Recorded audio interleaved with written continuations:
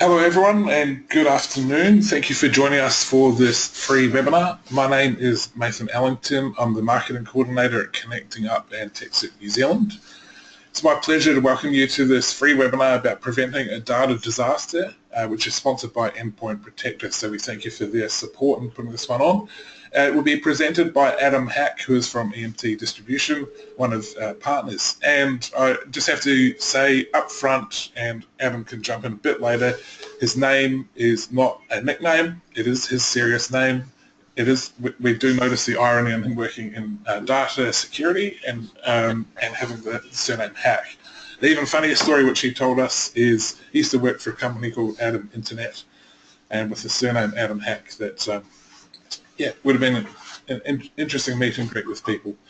So just a little bit of housekeeping to start with. If you have a question during the webinar, please type it in the question box in your webinar panel, and Adam will answer them at the end of the session. If you have any technical issues during the webinar, please also type them in the question box, and I will do my best to help you with it as we go. The session is being recorded, and a link to the recording will be sent to you shortly after the webinar, as well as a copy of the slides, which Adam has kindly made available. And that's all from me for now. Adam, over to you. Excellent. Thank you, Nathan. So good afternoon, everybody. As Nathan said, my name's Adam Hack. I'm from EMT Distribution. I'm the pre-sales engineer here. And we're looking at preventing a data disaster, understanding threats, why you're a target, and how to deal with them. So we'll move right into it. Just to give you a bit of background. So the audience for this webinar, we're really looking at covering security at a higher level. So the topics in here are sort of from an entry-level IT skills perspective all the way up to a standard admin. We're not going to go too in-depth to anything. We can always leave that for another day. We really want to give you the ability and the tools to address data loss prevention in your organization. And another thing to take away from this is that there's a really good document out there from Symantec called the Internet Threat Analysis Report, and some of the facts and figures that you see in this webinar are actually from there. So there's a link there and a little picture that'll take you from there to have a look further if you want to go into that. So just a bit of background. So EMT Distribution, so who we are, we're based in Adelaide. We have a focus on the Australian Signals Directorate Top 35. Now if you haven't come across that before, basically it's part of the Department of Defence effectively, and they're looking at the top 35 cyber threat mitigation strategies, and that's really to help protect and prevent cyber threats in government. And we've taken those top 35 and we're helping to bring them to not only obviously government departments but businesses around Australia and New Zealand. So we provide a wide selection of security software to Australia and New Zealand. We've been working closely with Connecting Up to bring some of these solutions to NFPs. One of the other ones we have out there at the moment is Viper, which you've probably seen on the website. And the real key thing here is that security is important to everybody. So we don't want just government departments to be looking at it. We want to bring this down and help everybody out with security so that they can also implement it in their environments. Bit of background for myself. So I'm also from Adelaide. As I said, I was a pre-sales solutions engineer here. I also look after all the technical support as well. I've been working in IT for about 10 years, and with computers for probably more like 20 to 25. As Nathan said, I started at Adam Internet with the name of Adam, which is now TBG, and just to clear it out there as well, yes, that is my real name, as Nathan correctly said. So, why take it seriously? So just to get a bit of an idea, in 2015, again from the ITAR report I was talking about before, 429 million identities were exposed. It's a rise from 23% over 2014. And what's scary is that that number is only from the breaches that were actually reported. There was another additional 113 breaches that didn't give a figure as to how many identities were taken. So if we take that into account, the final number of exposed identities in 2015 would have been something more about over 5 million. Now, it's quite a large number, and to put that into perspective, that's over 17 times Australia and New Zealand combined. So that just gives you a bit of an idea of how many identities just last year were exposed just from the data that we currently have. Now, something to keep in mind with this is that with mandatory reporting becoming more prevalent around the world, where governments are going to enforce businesses, government departments and organisations to report if they have a breach, we expect this number would most likely increase unless radical changes are made to protect identities and data security. So to take a bit of a closer look at one example, closer to home in Australia, we'll go to the Bureau of Meteorology. So back in 2015, I believe it was, there was a major cyber attack on the Bureau of Meteorology, which is probably one of the more public government organisations out there that everyone is aware of. They found, or they have since found, that the target looks to be their supercomputer, but in the last few weeks, as you may have heard in the news, it's looking like that whoever was actually in their systems may have been there anywhere up to 5 years. Now there's something more to this which I'll talk a little bit later, but the fact that they may have been there up to 5 years, you have to ask the question is why? Why were they there? And you look at that, they openly display the information. They're easily accessible. They're not hiding any data. And what is worth the time spent hacking the Bureau of Meteorology for what they have? What we're hearing now in the last few weeks is that it actually wasn't specifically Bureau Met that they may have had as the end goal, but it's actually the departments that they had secure channels into, like Department of Defence, Austrade, the RAF, all of those sort of places. Because these governments these departments directly are quite hard to get into, but if you can hit a less hardened network or a less hardened target and then move your way into places where they have secure channels, then you're going to end up where you really need to be. So it's sounding like that's the whole reason. And the reason I bring all of this up is to hit on the point that you are a target. We get a lot of people who sort of look at their data, look at what they have, and they sort of turn around and say, well, we're not really a target for a hacker or a target for data theft. That. Even if you're not a target yourself, it may not be your own data, but it could easily be the data of someone that you do business with, a partnership that you have, a joint effort, anything like that. And they may not be able to get into their network, or they might not find them a target. Sorry, I should say it again. They might not find you a target specifically, but they can go into your network and then bounce off you to get into where they really need to be. So as we're going forward, there will be more and more situations out there where businesses are going to want to see strategies in place for data loss prevention and things like that before they want to engage in any sort of partnership or any sort of effort with you. We've had a few recently where they have gone to an organisation and said, unless you can show us this, we're not going any further. And also now that cyber threat or cyber insurance is coming out for data security, things like that, these sort of implementations are going to need to be in place for them to be able to underwrite an insurance policy based off what your environment is. So from there, what is a threat? So again, we're looking at this from a high level approach, so we're not going to get too in depth, but I appreciate that some people probably have a much higher or much better understanding than this, but we'll just start from a low-end perspective and move our way through. So some of the vectors you probably would know, your typical virus, Trojan, worm, those sort of things. Everyone's pretty well versed with those. They're the ones that normally get in the news, or used to be all over the news that come through. The next one on the list is new ransomware. Now I say new ransomware. Ransomware has been around for quite a while. It's only in the last few years it's really starting to show up everywhere as they're moving more into this method as a way to extract money from organizations. So ransomware, we talk about your crypto lockers, your Tesla crypts, the ones that will go into your machine and lock up all of your data and then demand a ransom for it back. Now there's no guarantee you're going to get that back, and I have a slide on that shortly to just have a brief discussion about that, but that's another vector that's out there. Another one I mentioned here because EMT, we deal with this, they're APTs, which is Advanced Persistent Threats. Now that's, as I said, they're a talk for another day. It's quite a big topic and it's quite in-depth, but basically what these are is exactly as it sounds. They're persistent threats that are in a network and could have been there for quite a while.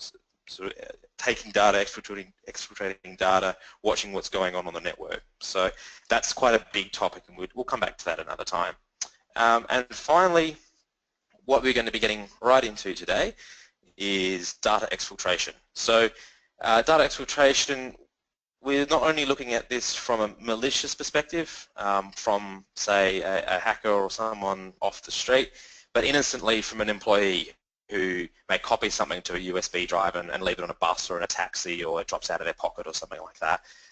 And then this data is out in the public. You need to be able to protect against that data getting out there. So this is not an exhaustive list, but it's some more of the common ones that are out there.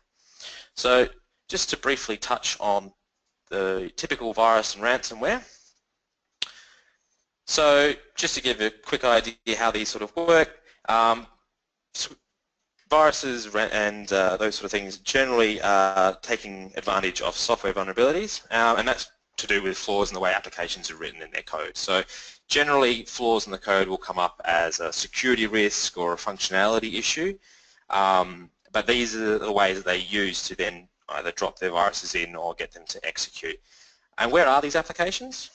Well, they're in servers, PC, laptops, they're business and domestic appliances, our smart TVs, our fridges, our freezers, all of those, they're all now becoming, I guess, smart, and these applications are now appearing in those places. So you're starting to see, air conditioner panels that have got malware advertising appearing on them because they've been hacked and stuff's been dropped on them. So, and just to then lead on to the ransomware side of things, ransomware takes advantage of these vulnerabilities and flaws to drop files onto your machine and run. So something to take away from this, if it's not to do with any of the data exfiltration stuff, is you also need to make sure that you're patching your machines and you're updating everything to make sure that your network and all of your software is current, because that is key to half preventing any of this stuff coming through. From a ransomware point, hopefully that's not something you've had to come across before. Unfortunately, I feel some people probably have seen it before, and this is just one of those CryptoLocker landing pages that appear. So what they do is they go through, they encrypt all the data on your machine. They're using the same sort of encryption as you would see when you do internet banking and that sort of stuff. So it's extremely secure. It's not reversible without having cooperation with the people that are actually running the ransomware, so there's no way to simply just send it off to a computer shop and have them fix it. It doesn't work like that, unfortunately. And they give you the option of either paying for a chance to get your data back, and I say chance because there's no guarantee that they have to pay it back. They're criminals at the end of the day, and they can take your money and just move on to the next business or not. Or if you've got backups, then you have to go through and do your backups as well, or restore from your backups. So some things to ponder just on this. If your organization was hit tomorrow with one of these lockers, be it CryptoLocker, Tesla Crypt, any of those, would you lose your data? I guess, do you have backups in place? Do you know those backups are current? How often do they happen? And are they safe? These new versions that are coming out now will actually go and seek out backups as well that may be stored locally and encrypt those as well, so that you don't have a way to restore your data once you've lost it. And the question to ask yourself from a security point of view is, what would it cost your organization to recover from this? So if you were hit with one of these sort of ransomwares and lost your data, how much would it either A, cost you to restore all your backups, or B, if you don't have backups or you lose them, how much is it going to cost your business to rebuild from scratch once you've lost it? So that's something to keep in the back of your mind. And would you pay the ransom is another question. So are you sure that you'd get your data back? Some of these are asking upwards of $500 US, and there's no guarantee that you pay this ransom you'll actually get your data back. And the question from that point forward then is paying the ransom actually funding the crime? Because if you're just paying them for this and they're getting the money to do it, they're more likely to then pursue more more effective ways, I guess, of of trying to get the money out of you next time, rather than just simply moving on to something else like your previous viruses and things like that. So let's look at a couple of the other things that are out there. Let's look at data exfiltration, as I spoke about before, and this is where we'll stay for the rest of the webinar. So the rest of it will be looking at data exfiltration, looking after your data, and setting up sort of how to work out a policy to protect your organization against this data getting out. So what is data exfiltration? It's the unauthorized transfer of sensitive information. That's the easiest, the most effective way to put it. And there's a little graph there that's come from, again, the Internet Threat Analysis Report. It's showing a breakdown from last year and the year before, the percentage of incidents that they saw with data breaches by incident. So top causes. Now, interesting thing there, you see, by attackers is looking at about 46% if you look at last year's. But if you add up the other categories there, accidentally made public, theft and loss, and insider theft, interesting figure that you get there is about 53% is actually attributed to employees, not to attackers. So there's something just to keep in mind there, is that people tend to go, external threats, people are going to come in and steal our data, but from what we're seeing, at least in the analysis reports, is that your employees themselves may be a bigger vector for loss of data than people from external the organization. And just to break that data out a little bit further, so let's just look at a couple of these topics here and work out what they're actually saying. So attackers obviously is pretty self-explanatory. Accidentally being made public, sent to the wrong person. I use this as an example because I'm sure everybody has done this at one stage or another. You're sending an email and you type the wrong person's name, or you type a name that's similar or something like that, and you end up sending something to somebody you weren't supposed to. It's very easy to do, and depending on what you're sending out at the time, it's very easy to make something public that you didn't mean to.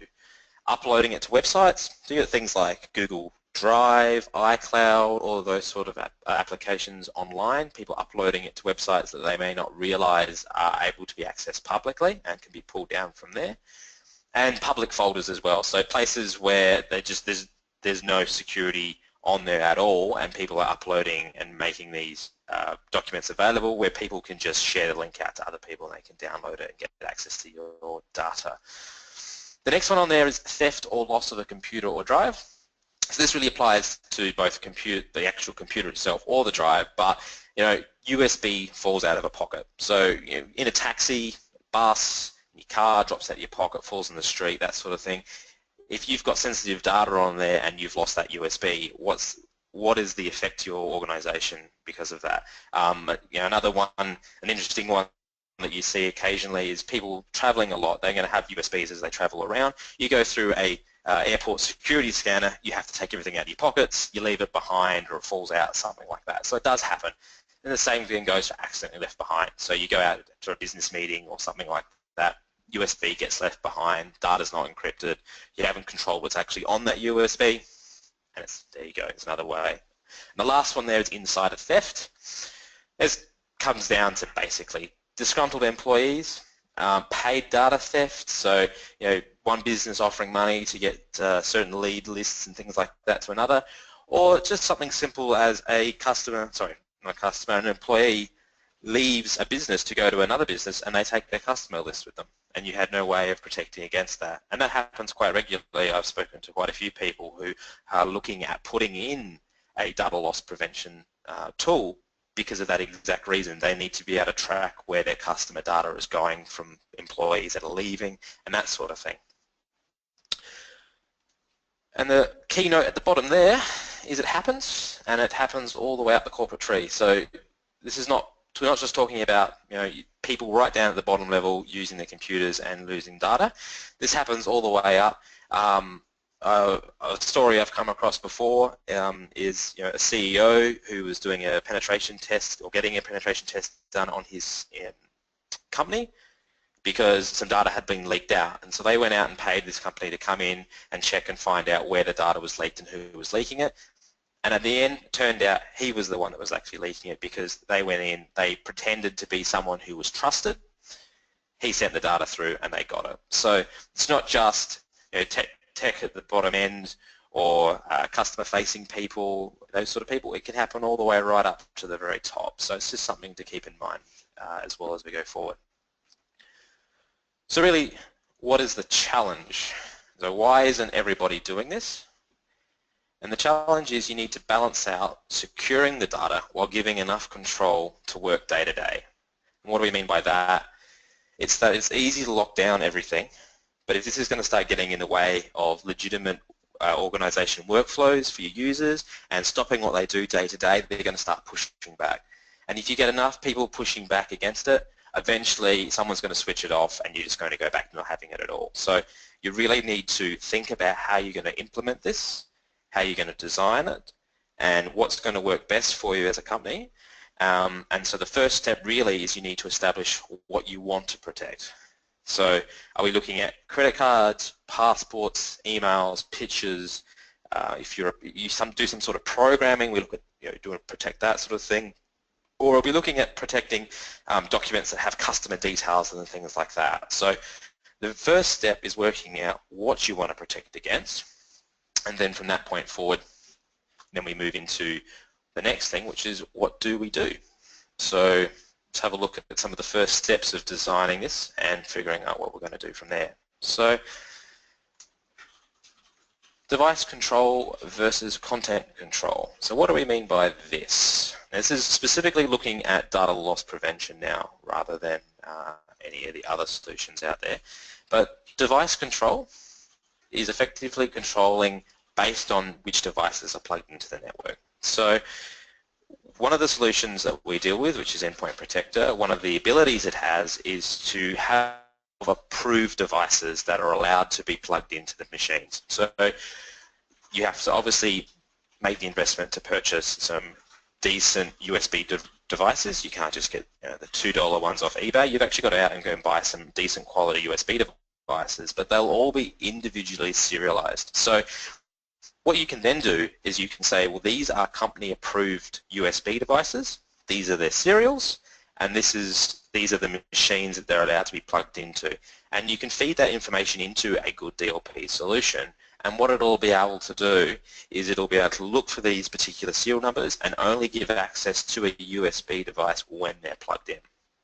And we can actually extend this further from that point.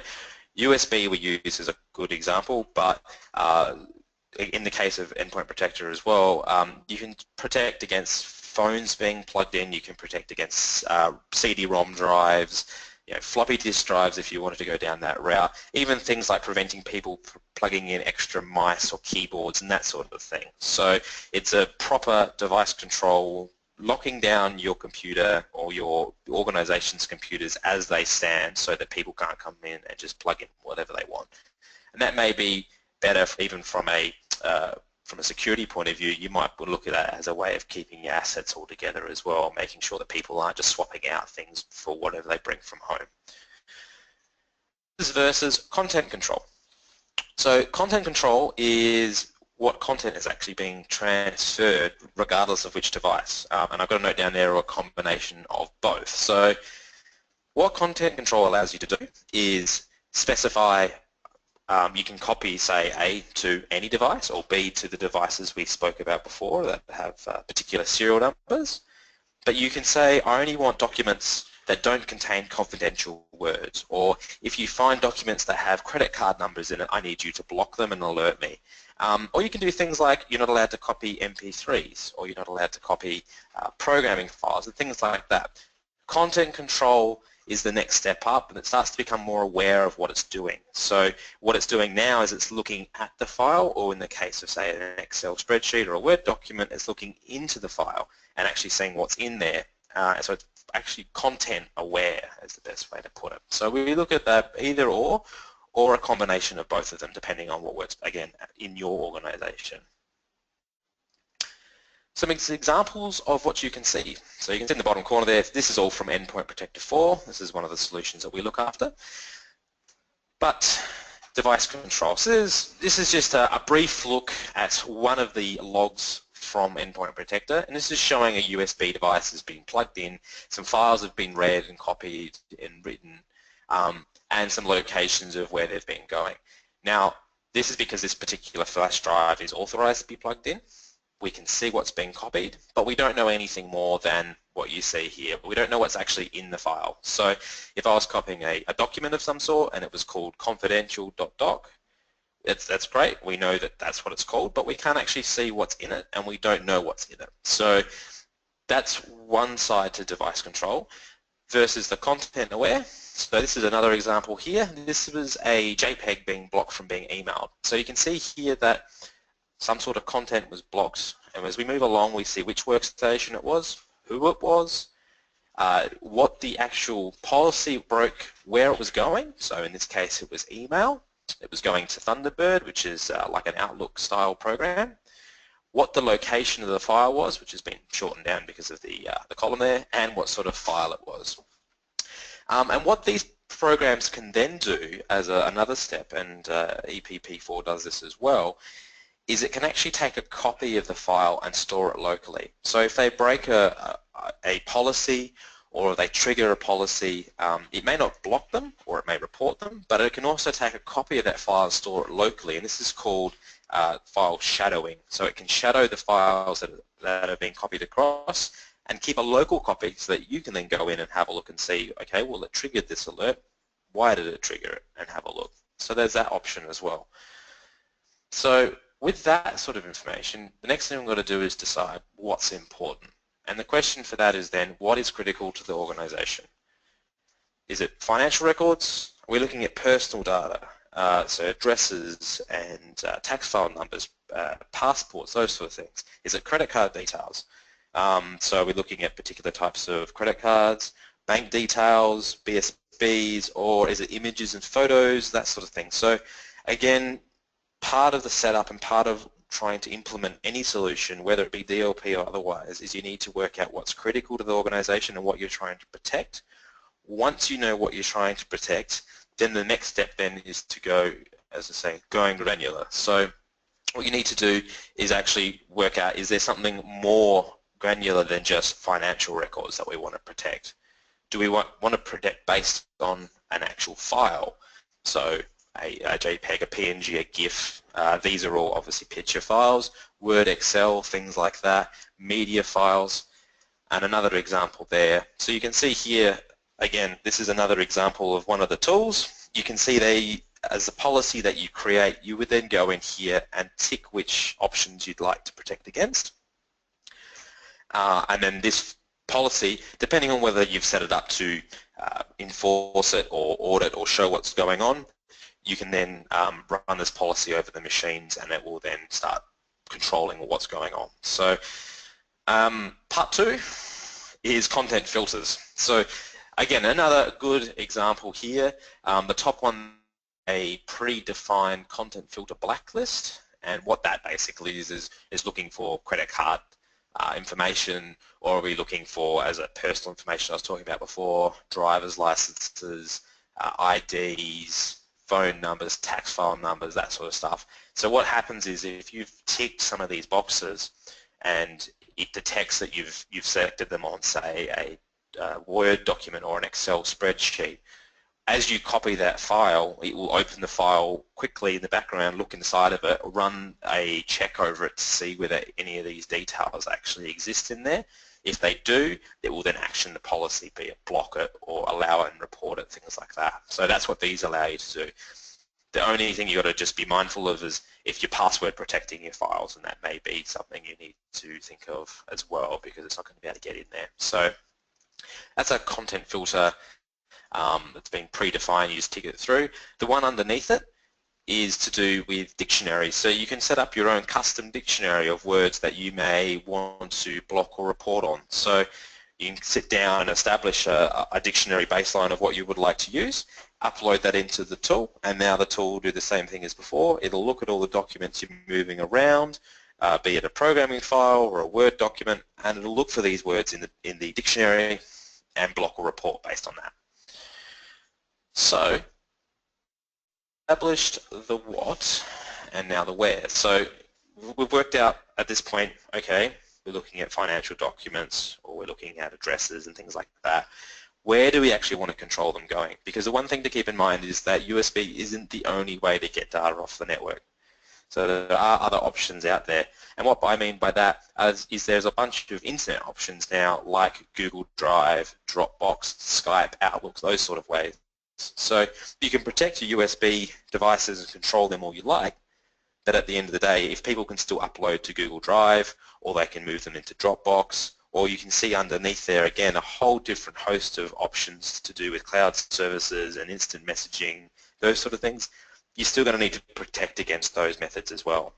So a good solution will allow you to control not only against those that are listed, but you can see just above them, things like copying to the clipboard, printing, and to thin clients, that sort of stuff. So you've got a two-way attack there. You're now protecting against what goes out via USB, via what devices are plugged into the machine, and also where they're actually sending them using the software on the machine. So whether you're going out to Outlook or Firefox or Chrome, those sort of ways as well. So you're now going to decide those sort of things.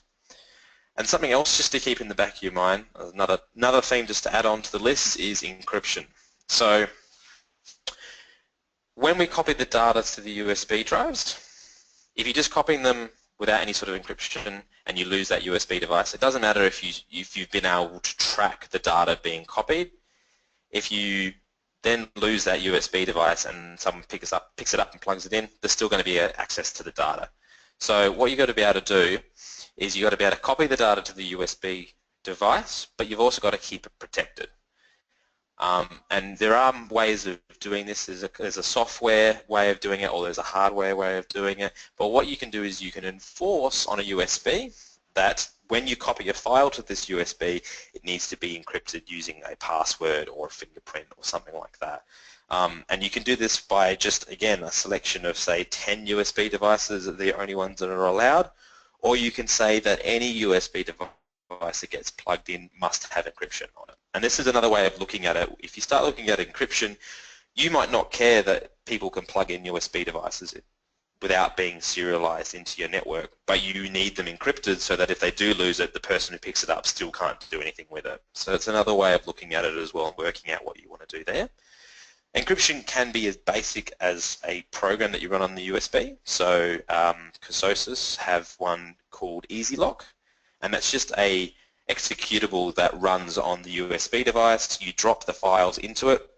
It runs a password, or asks you for a password that you type in. It encrypts the file that you've dropped in there, and then you're not able to then see what that is without the password. So if you lose that USB device, it's effectively gone. And most DLP solutions should be able to natively work with an encrypted solution as well. So they work sort of together hand in hand. So what you can actually then do is you can stop people from copying data directly to the USB, and the only way they can copy to it is if they use one of these encryption programs to be able to then push it through. Another option there, I just briefly touched on it, is you can get USBs with special hardware built into them as well. I have seen one with a fingerprint scanner actually built into it, or you can get ones that have got keypads on the front of them that you have to type in a password. So you've got those sort of solutions as well to encrypt it. So that's something to keep in mind as well from that point of view as you go forward, whether you want to actually just copy the data and protect which USBs, or whether you actually want to encrypt that data as well. There's one that we haven't sort of talked about yet, but mobile device management, and that's exactly as it sounds. That's to do with your iPhones, your Androids, any of your mobile OSs, so tablets and things like that. Another good figure here for you. So in 2015, there was more than 1.4 billion smartphones bought. So that's not just what was already existing, that's on top of what was already out there. So the thing you've got to remember about mobile devices is that they are effectively extremely mobile, small, powerful computers. So they still need to be protected. We need to be aware of what data they can access.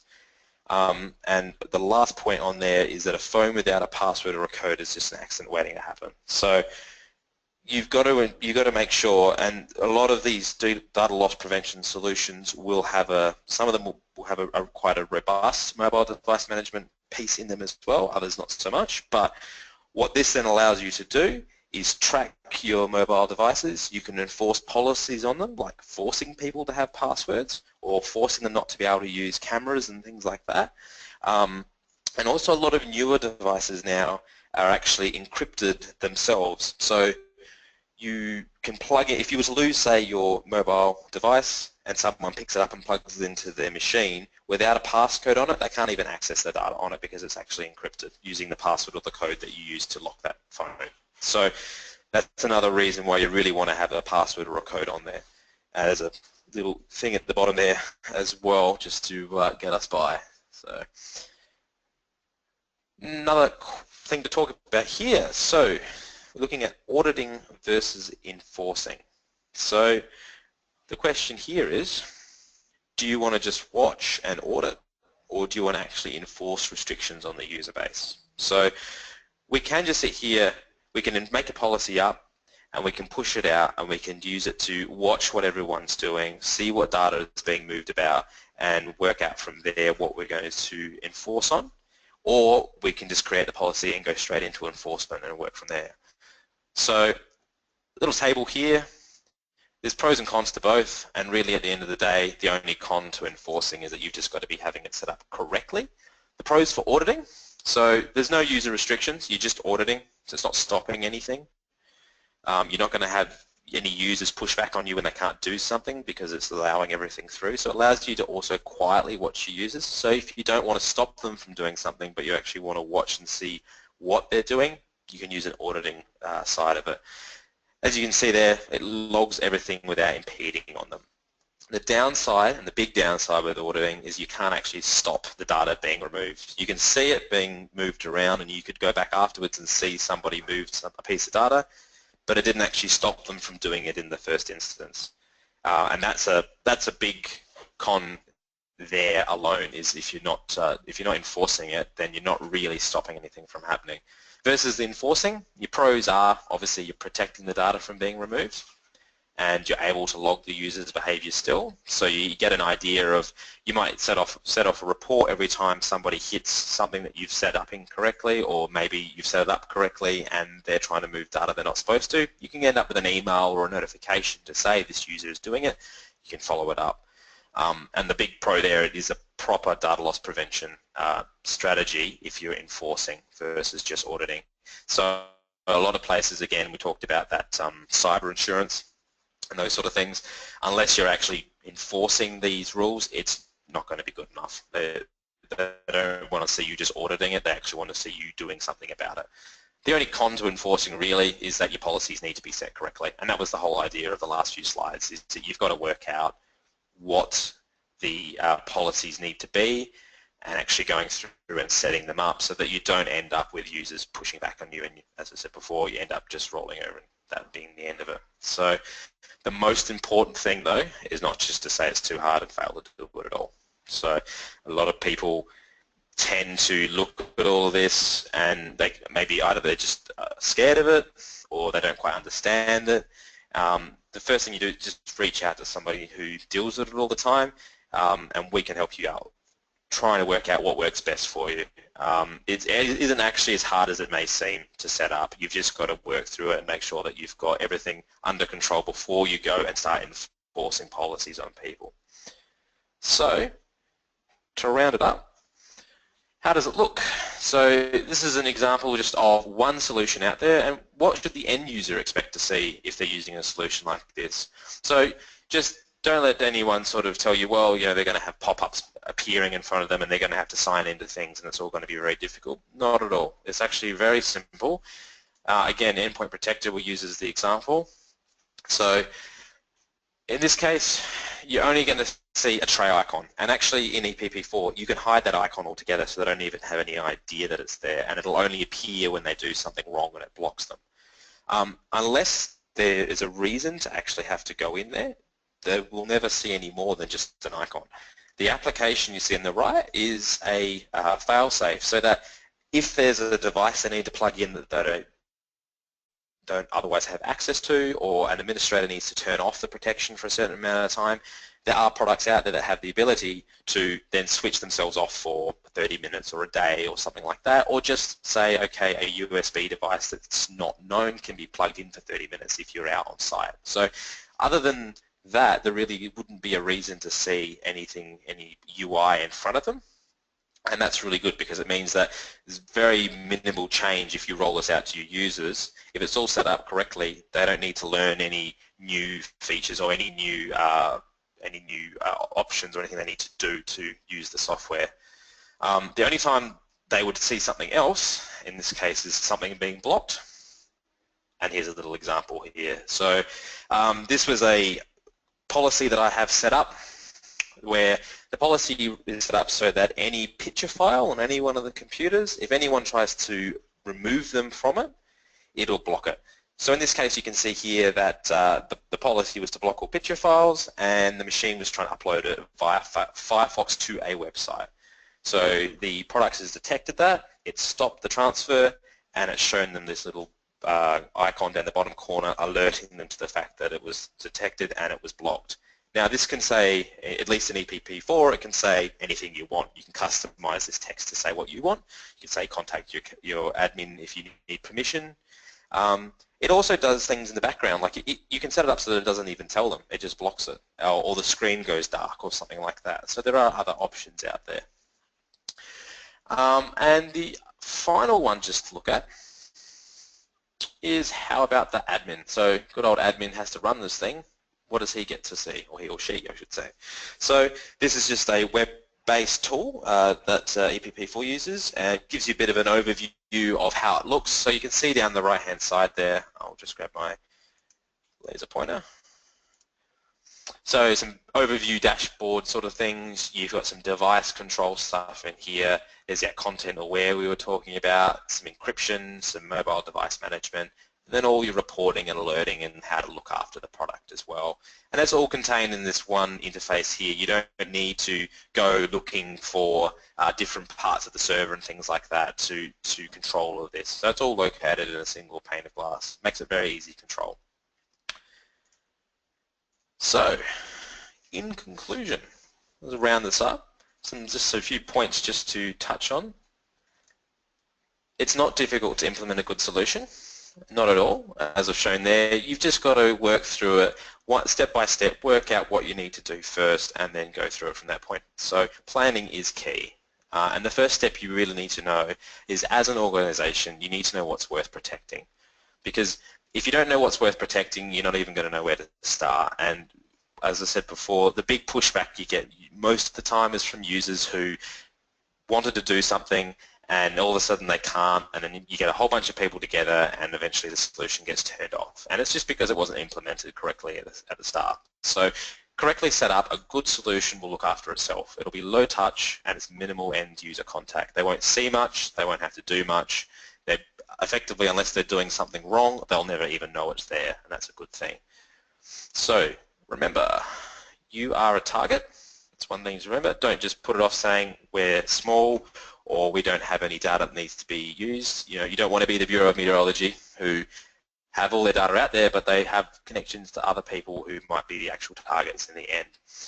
Reporting will eventually become mandatory. It is going that way. The federal government is trying harder and harder. You see more and more things coming out about them trying to make smaller and smaller, not only sort of local government, but businesses as well, becoming mandatory reporting if they have a data breach.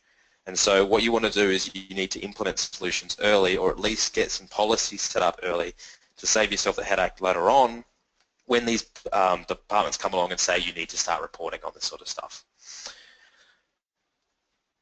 And there we are. So we'll go over to questions, and as you can see there, as always, you feel free to contact me as well as obviously the Connecting Up guys. We can help you out with anything you've seen here or any sort of more advanced security stuff as well. That's what we do at EMT, you know, close knit down here in Adelaide, and we're more than happy to help out. So I'll hand you over to Mason. Have you got any questions so far?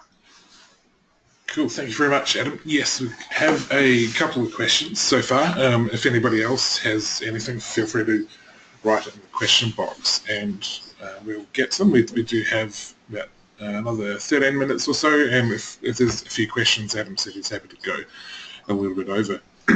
First question from Les. How well does the Endpoint Protector content filtering work when used in conjunction with Citrix as the thin client platform for service delivery?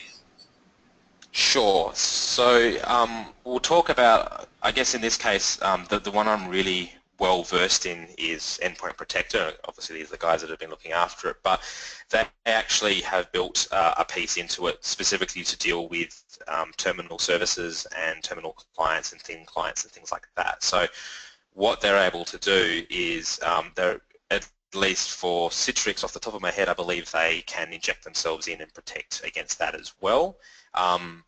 It just depends on your environment as well as to exactly what sort of mitigation strategy you need, but they are very much, they're aware of Citrix and they're aware of those sort of solutions being out there, and they do have the ability to protect against data loss prevention in those environments as well. So it's definitely something, if you want more information as well, obviously speak to Connecting Up, speak to us. We can help you out if it's something in a Citrix environment you wanted to look further into, definitely. Cool, thank you. Next question is from Karen. It might be one slightly more for us at Connecting Up or TechSoup New Zealand. I know it's all relative, but what is the average cost of setting up an Endpoint Protector like solution? Do you want me to tackle that, or you want to tackle that? Maybe you might be aware of the market generally and what those sort of solutions. Yeah. So we'll joint. I'll say we joint tackle that one.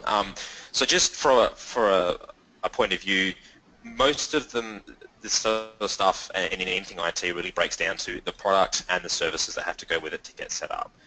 In the case of Endpoint Protector, at least, the services are basically nil. The product comes pre-created and it's pre-deployed as a virtual appliance. You basically roll it out and install it in your environment. Your big job is just writing the policies or building the policies in the web interface to enforce it on your end users. So I guess it's relevant depending on the market and where you are, but just as a very high level, at least from my side of things, it's not as expensive as you would think. I'll let you answer the rest of that, Nathan, because obviously it's probably sure. more like anything else thing. Yeah, thank you. So we'll provide links. Obviously, this webinar is sponsored by Endpoint Protector, so we thank them for that. And they have also made available their solutions through TechSoup New Zealand and Connecting Up at a discounted rate for not-for-profits. So they can be found if you want to have a look and haven't come across them so far under the discount tab on either site. It's in the same location. Under discounts and then products, there's the Endpoint Protector link. And just as a rough idea, it doesn't cover every situation and organisation, but there are licenses from $13 and up, depending on the type of solution, or $11 and up, depending on the type of solution. So there's ones for different operating systems and different types of devices that Adam has covered as we all need to be aware of. So if you're looking for the discounted option through TechSoup or Connecting Up, then it is available under the discount tab on either site, and we will also send out links in the follow-up email with the slides and a copy of the recording for if you're interested in implementing that solution. Cool. So moving on to next question. Does Endpoint Protector 4 cover MDM? It's from Sean.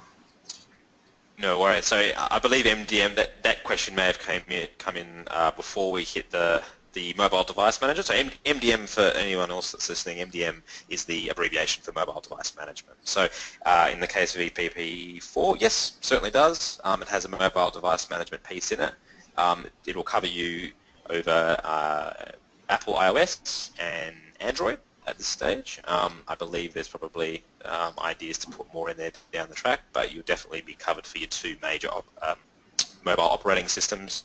And there's a host of different options in there as far as what you can actually do, enforcing apps or stopping people from doing certain things in certain areas. So it has a really cool geo-blocking or geo-fencing application where you can set an area that these policies get enforced in, so people can bring their own devices and they can set them up that way. But yes, very much so, it has a mobile device management piece in it.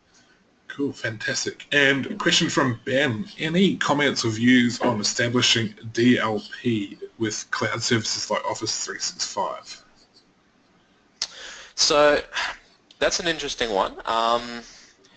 As we move forward through there, so for something like 365, you're definitely going to be having to look at a content-aware solution, and that's just because your traditional device control of plugging USB devices in, you're not obviously going down that route anymore. Now you're looking at 365, you're looking at SharePoint, you're looking at those sort of things. So using content-aware protection, you very much can still protect against things going into quote-unquote the cloud, as people tend to say it, but you can specify, say, across Firefox and Chrome and those sort of web browsers, you can say when something gets transferred via that, which is at the end of the day if you're using SharePoint and things like that.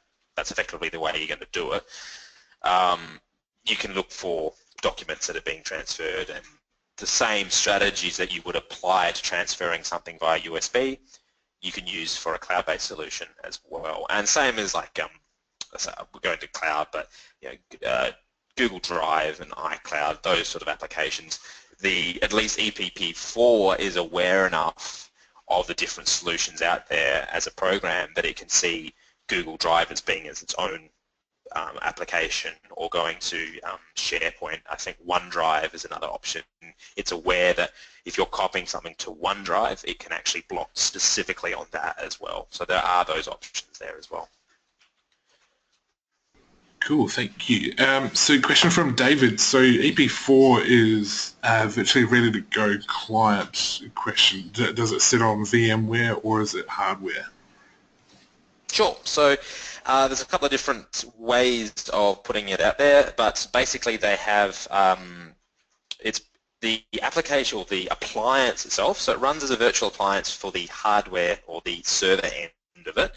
So if you've already got a Hyper-V or an ESXi environment, and there's a few others out there, they actually support pretty much everything under the sun, then it comes pre-deployed, and all you do is you just push it to, say, Hyper-V, spin it up, it'll ask you for an IP address that you want to give it, and then you log into the web browser and set up the policies and everything. The actual clients that run on the endpoints, so they're available to be either downloaded on a one-by-one basis just by accessing the appliance's website, and you can just download it, or you can actually push them out using group policy. And what they'll do is they'll be pre-coded to the server IP address and the department that you're deploying them into, and when they run, they'll call back to the appliance, get their policy that they need to act upon, and then enforce it on the endpoints. And that's basically it. As I was saying before, the professional services is really not a huge requirement for that sort of thing, because it's all,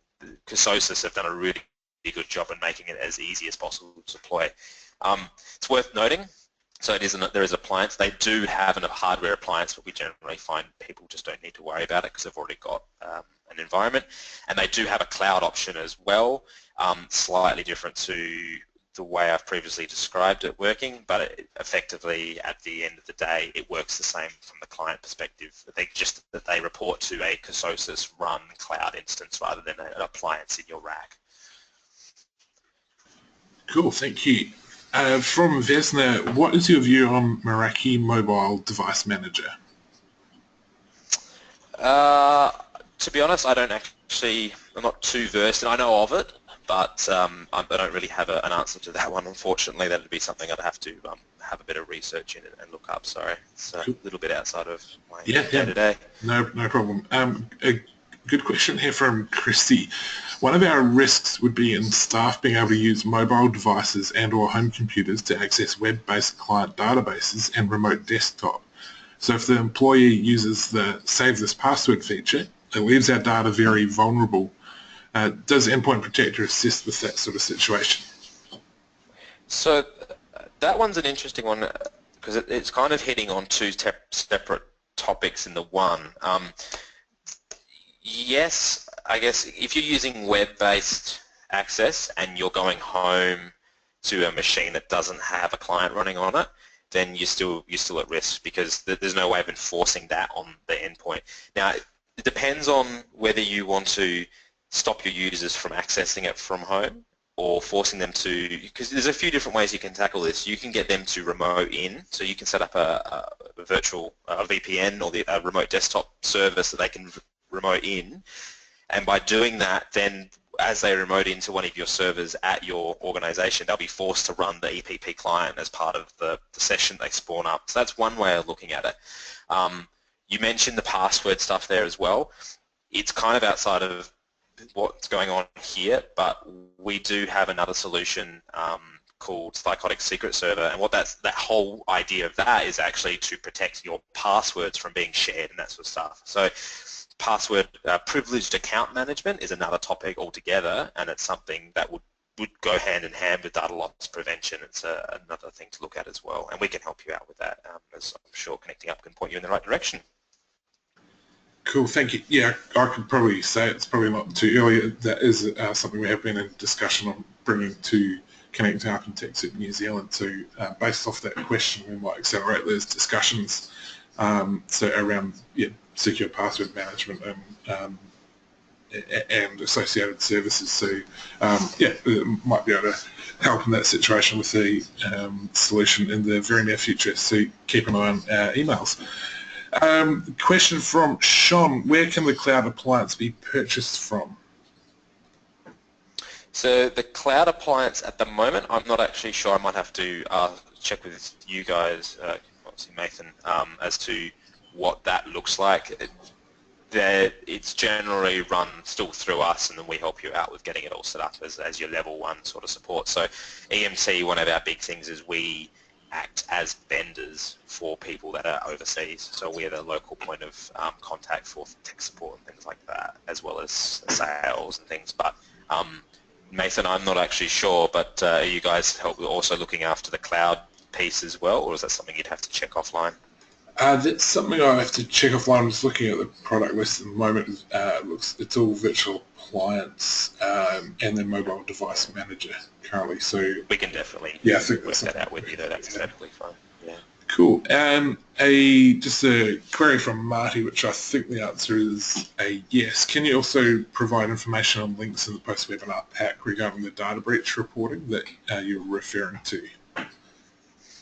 Sure. Yeah. I'll go and dig it out. There's I'm just trying to remember the technical wording for it, but it was pushed out as something from the government for it's not a release for tender or a quote, but it's for like public comment. So it's something that they're slowly working through at the moment. But at a federal government level, it's a little bit different as well to businesses, etc. But we can provide that. It's not a problem.